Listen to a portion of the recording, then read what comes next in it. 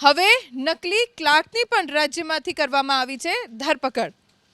જન્મેજયસિંહ ઝાલા નામનો આરોપી પોલીસ ભવનમાં ક્લાર્ક તરીકેની પોતાની ઓળખ આપતો, માત્ર ધોરણ 12 પાસ છે આરોપી જન્મેજયસિંહ ઝાલા। ખાસ કરીને પોલીસ કર્મીઓને તે ટાર્ગેટ કરતો। अलग अलग जिल्लाમાં ફરજ બજાવતા પોલીસ કર્મીઓને ઈચ્છા મુજબની આંતરિક બદલી કરાવી આપવાની લાલચ આપી તેમની પાસેથી રૂપિયા પડાવતો। આરોપીએ અત્યાર સુધીમાં કેટલા પોલીસ કર્મીઓને શિકાર બનાવ્યા તેની તપાસ ચાલુ છે।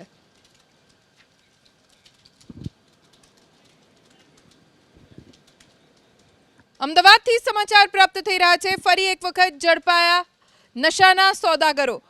નારોલમાં નશીલા પદાર્થ સાથે 2 શખ્સોની ધરપકડ કરવામાં આવી છે। રૂબીનાબેન મિર્ઝા અને દીપક વાઘેલા નામના શખ્સની ધરપકડ। 4 લાખની કિંમતના નશીલા પદાર્થ સાથે બંનેની ધરપકડ કરવામાં આવી છે। નારોલ વિસ્તારમાંથી બંને આરોપીઓને ઝડપી લેવાયા છે।